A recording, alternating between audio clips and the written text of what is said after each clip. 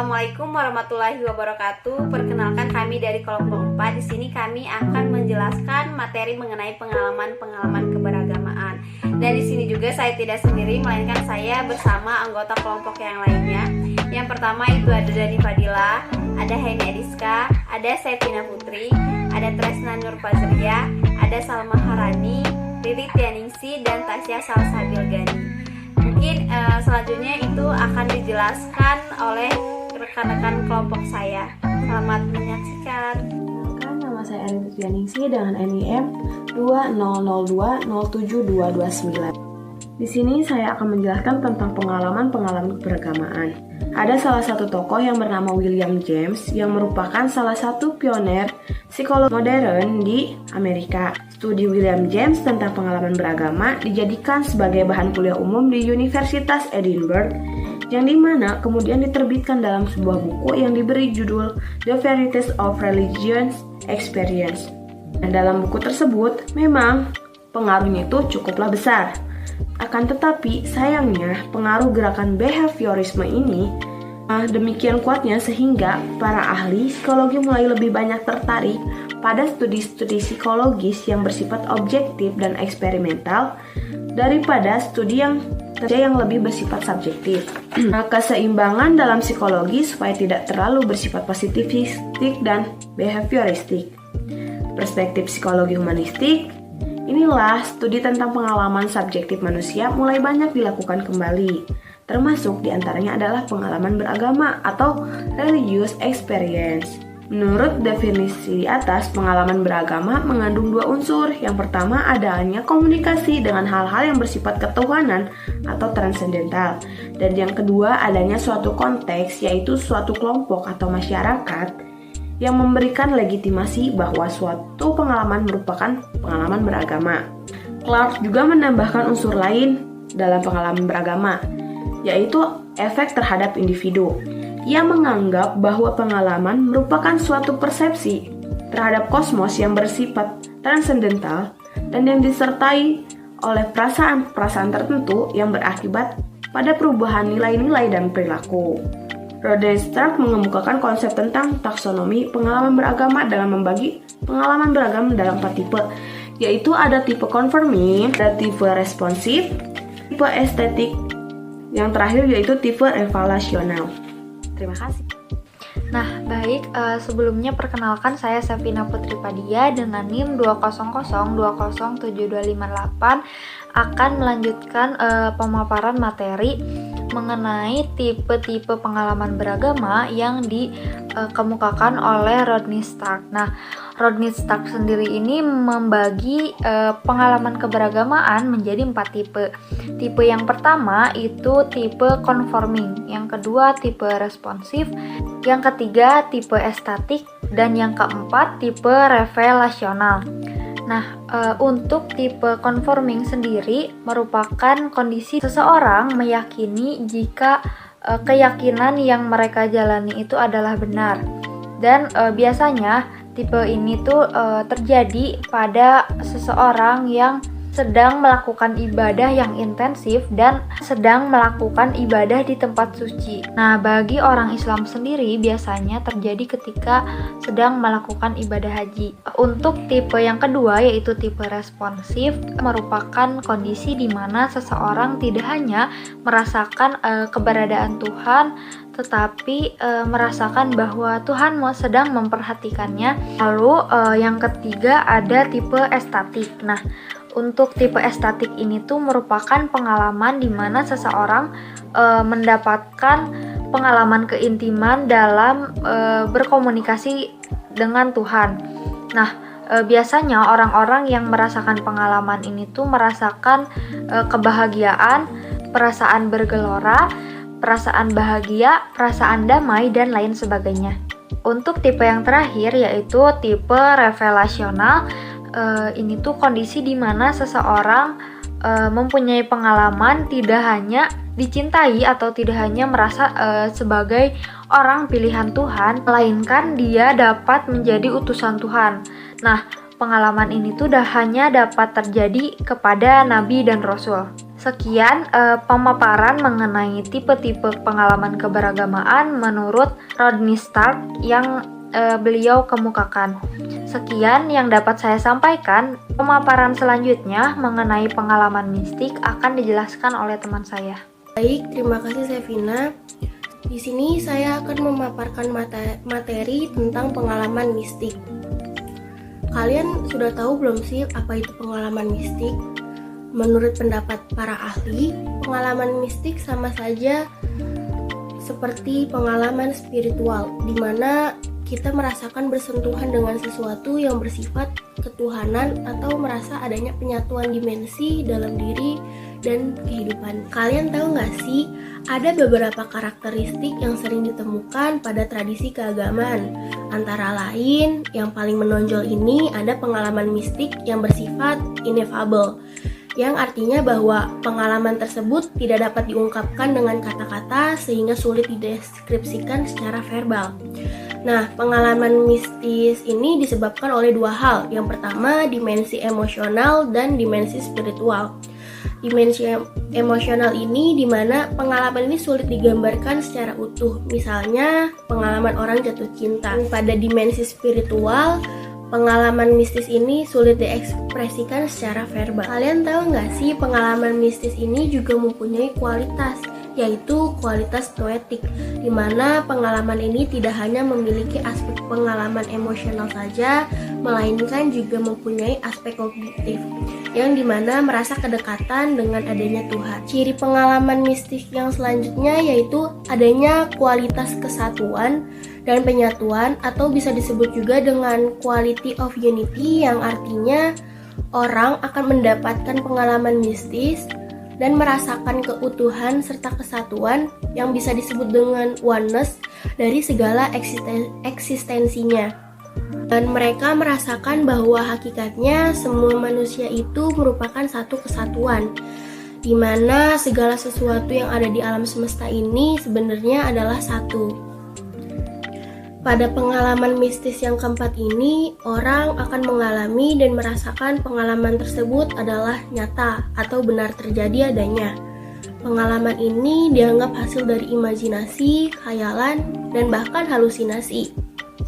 Sama halnya seperti orang yang mengalami gangguan jiwa psikosis. Hal tersebut disebabkan kadang memasuki alam lain tidak bisa dipahami oleh orang biasa. Pada pengalaman mistis yang kelima yaitu adanya keterlepasan orang dengan dimensi ruang serta dimensi waktu, atau bisa disebut juga dengan timelessness and spacelessness.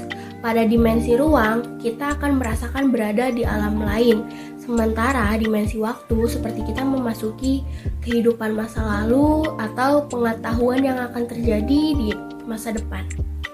Selanjutnya ada pengalaman mistik yang mempunyai kualitas paradoksal. Misalnya, ketika kita berusaha mendekatkan diri kepada Tuhan, kita merasa lebih jauh dengan Tuhan. Begitu juga sebaliknya. Nah, pada karakteristik yang terakhir ini bersifat pasif. Kenapa pasif? Karena apa yang diperoleh itu bukan hasil usahanya, namun semua merupakan rahmat dan berkah dari Tuhan.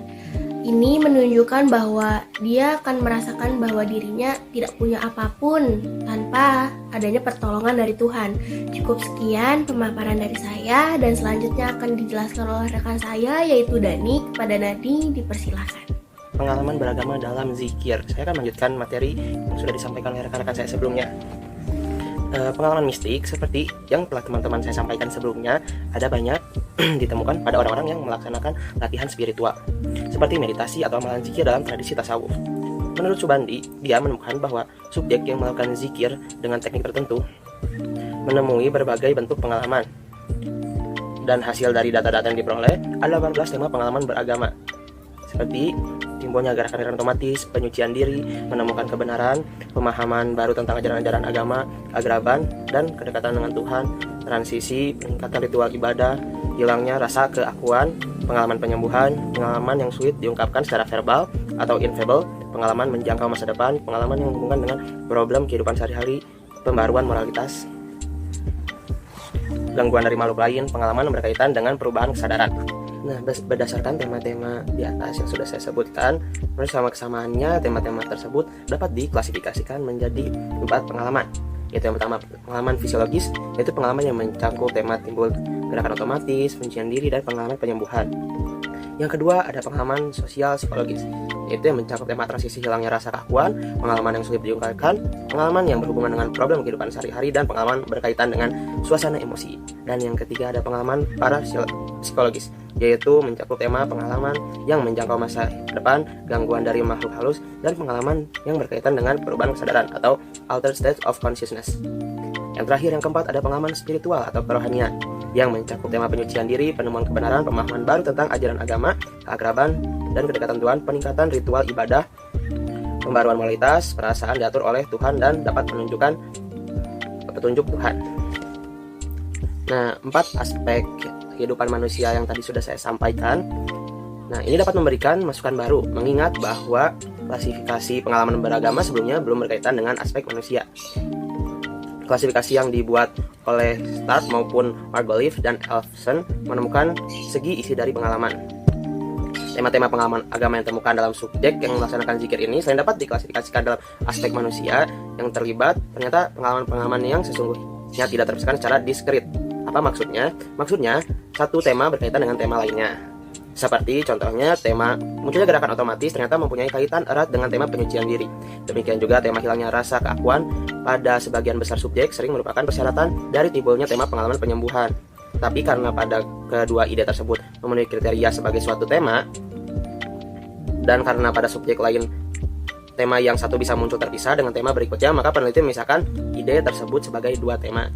Assalamualaikum warahmatullahi wabarakatuh. Perkenalkan, nama saya Tasya Tanfadulani. Di sini saya akan melanjutkan materi yang teman saya sudah buat di video sebelumnya. Di sini saya akan membacakan materi tentang pengalaman mendekati kematian. Selain pengalaman mistis, pengalaman mendekati kematian sering disebut sebagai pengalaman near death experience. Merupakan pengalaman yang sangat intens dan mempunyai pengaruh yang luar biasa terhadap orang yang mengalaminya. NDI sering didefinisikan sebagai mystical or transcendent experience reported by people who have been on the threshold of death. Pengalaman mistik atau transcendental yang dilaporkan oleh orang yang pernah berada di ambang kematian. Oleh Fahdur Razi. Kajian pengalaman mendekati kematian ini telah dijadikan topik penelitian dalam psikologi secara umum. Raymond Moody adalah seorang psikiater yang pertama kali meneliti fenomena NDI secara sistematis yang dituangkan dalam buku berjudul Life After Life yang diterbitkan pertama kali tahun 1975 dan edisi terbaru diterbitkan pada tahun 2001. Edisi bahasa Indonesia terbit pertama kali tahun 1979. Moody meneliti 150 orang yang telah dinyatakan oleh dokter telah meninggal, tapi kemudian hidup kembali. Yang menarik, ternyata mereka memiliki pengalaman yang banyak kemiripannya, meskipun ada beberapa perbedaan sedikit. Penelitian Raymond selanjutnya menstimulasi berbagai penelitian tentang NDI, salah satu diantaranya adalah penelitian Fahdur Razi di tahun 2012 yang mengkaji NDI di Indonesia dengan melihat latar belakang agama dari partisipan. Dari berbagai penelitian tentang NDI ditemukan elemen-elemen dasar dari pengalaman mendekati kematian dilihat dari Fahdur Razi tahun 2012. Yang pertama, mendengar suara yang aneh seperti suara mendenging. Pada saat itu orang dapat merasakan bahwa dia akan mati. Kedua, perasaan damai dan hilangnya penderitaan. Ketika orang sedang sakit dan merasa akan mati, sebagian merasakan kesakitan yang luar biasa. Namun setelah keluar dari tubuhnya, rasa sakit itu hilang seketika dan mereka merasakan kedamaian. Beberapa subjek penelitian Moody di tahun 2013 menceritakan semua rasa sakit musnah. Ada rasa damai dan tenang yang mutlak. Tak ada rasa takut sama sekali. Pada saat terluka, aku merasa suatu perasaan sakit yang sangat hebat. Tapi kemudian semua rasa sakit lenyap. Hari terasa dingin. Namun kemudian sementara saya berada dalam tempat gelap, itu saya merasakan kehangatan dan suatu perasaan senang tiada taranya yang pernah saya alami sebelumnya. Saya mengalami perasaan yang sangat menyenangkan. Saya tidak merasakan perasaan lain kecuali kedamaian, kesenangan, hanya ketenangan. Saya merasa semua kesulitan saya hilang dan saya berkata kepada saya sendiri, alangkah tenang dan damainya dan saya tidak merasa sakit sama sekali. Yang ketiga, ada perasaan keluar dari tubuh, out of body experience. Orang yang mati selanjutnya merasakan sensasi naik dan mengambang di udara di atas tubuh mereka yang masih dikelilingi oleh tim medis. Orang tersebut melihat semua kejadian itu atas seperti menonton dengan perasaan nyaman. Mereka merasa berada dalam tubuh spiritual yang tampaknya seperti medan energi yang hidup. Kadang orang tersebut berusaha berkomunikasi dengan orang-orang yang ada di sekitarnya, tetapi mereka tidak memberi respon, sehingga orang yang mati mengetahui bahwa ternyata dia tidak hidup lagi. Fahru Rozi menulis, malam harinya tanpa diduga sebelumnya ternyata listrik padam dan otomatis alat-alat medis yang dipasang di badannya juga ikut mati. Maka apapun itu drop kembali dan berakhir dengan tak sadarkan diri kembali. Pada saat itu, ia merasa dirinya melayang-layang, tetapi ia masih bisa menyaksikan raganya ditangani oleh perawat dan suster. Ia menyaksikan bagaimana perawat dan suster yang menjaganya kebingungan. Ia juga bisa mendengar percakapan yang terjadi antara suster dan perawat. Perawat mengambil alat pemompa jantung manual dan ternyata alat pemompa jantungnya macet. Yang keempat, pengalaman melewati sebuah terowongan. Pengalaman selanjutnya adalah bahwa orang tersebut merasa ditarik masuk dalam kegelapan melalui sebuah terowongan dengan kecepatan yang luar biasa sampai mencapai suatu alam yang berkilauan cahaya putih keemasan. Meskipun mereka kadang melaporkan perasaan takut, mereka tidak merasa bahwa mereka menuju neraka atau jatuh ke neraka. Salah satu subjek, Fahru Rozi, bercerita, rambut saya ditarik ke lorong gelap, gak bisa nafas, ono bapak, ono ibu, ono sopo-sopo, nggak bisa menulungi. Saya hanya keluar dari lorong yang gelap, yang pengap. Itu saya ditarik ke lorong kecil, cerah, lama-lama besar, terus indah. Sekian dari saya. Sekian, terima kasih. Mohon maaf banyak kesalahan. Saya lanjutkan kepada teman saya di video selanjutnya. Terima kasih. Saya Tresna Fajilia dengan NIM 200201793 akan menjelaskan materi sebelumnya mengenai pengalaman menuju kematian. Nomor selanjutnya yaitu nomor 5, di mana orang yang akan meninggal ini itu merasa bahwa dirinya sedang naik ke atas langit dengan cepat dan mereka itu dapat melihat bumi serta seluruh alam semesta. Kemudian yang nomor 6, perasaan bertemu dengan orang-orang yang mereka kenal gitu yang sebelumnya telah meninggal tetapi dalam wujud cahaya. Yang nomor 7, mereka perasaan bertemu dengan wujud yang sangat kuat, sangat penuh kasih sayang. Biasanya ini tuh diidentifikasikan wujud Tuhan Yesus atau dalam agama Islam disebut dengan dikatakan sebagai tokoh agama. Yang nomor 8, melihat reka ulang kehidupan. Nah, orang yang menuju kematian itu akan dibawa untuk melihat sebuah layar gitu di mana mereka itu dapat menonton atau melihat perjalanan kehidupan mereka dari sejak kecil sampai akhirnya mereka meninggal. Yang nomor 9 ini yang terakhir, perasaan enggan untuk kembali ke dunia. Orang-orang yang mereka temui yang sebelumnya itu sudah meninggal ini akan meminta orang ini untuk kembali ke dunia karena belum waktunya gitu untuk mereka meninggal. Tetapi dirinya itu nggak mau untuk kembali ke kehidupannya. Tapi ada beberapa orang juga yang ingin kembali karena mereka mengingat keluarga atau orang-orang yang mereka cintai gitu. Baik, jadi dapat disimpulkan dari penjelasan anggota kelompok saya barusan, itu pengalaman keberagamaan menurut Golb sendiri itu merupakan suatu bentuk perasaan maupun persepsi komunikasi kepada ketuhanan. Nah, dalam pengalaman keberagamaan ini sendiri itu memiliki beberapa tipe. Tipe pertama itu ada tipe konformitas. Pada tipe ini sendiri di mana seseorang secara tiba-tiba merasakan bahwa keyakinan ketuhanan yang mereka pilih adalah yang paling benar. Yang kedua itu ada tipe responsif. Pada tipe responsif ini sendiri, seseorang tidak hanya merasakan adanya Tuhan, melainkan mereka dimanapun mereka berada ataupun dimanapun mereka sedang bekerja atau melakukan sesuatu, itu mereka merasa ada Tuhan yang mengawasi mereka. Nah, yang ketiga itu ada tipe estetik. Pada tipe estetik ini sendiri, di mana seseorang berkomunikasi kepada ketuhanannya. Jadi ketika seorang sedang berdoa itu mereka merasakan keamanan dan rasa nyaman itu sendiri. Dan yang terakhir itu ada tipe revelasional. Nah, pada tipe ini sendiri seseorang tidak hanya merasakan cinta kepada Tuhan saja, tetapi melainkan menjadi utusan Tuhan yang dimiliki nabi dan rasul. Pada tipe ini sendiri adalah tipe yang paling tertinggi dari tipe-tipe yang lainnya. Mungkin itu saja penjelasan dari kelompok kami. Saya akhiri. Wassalamualaikum warahmatullahi wabarakatuh.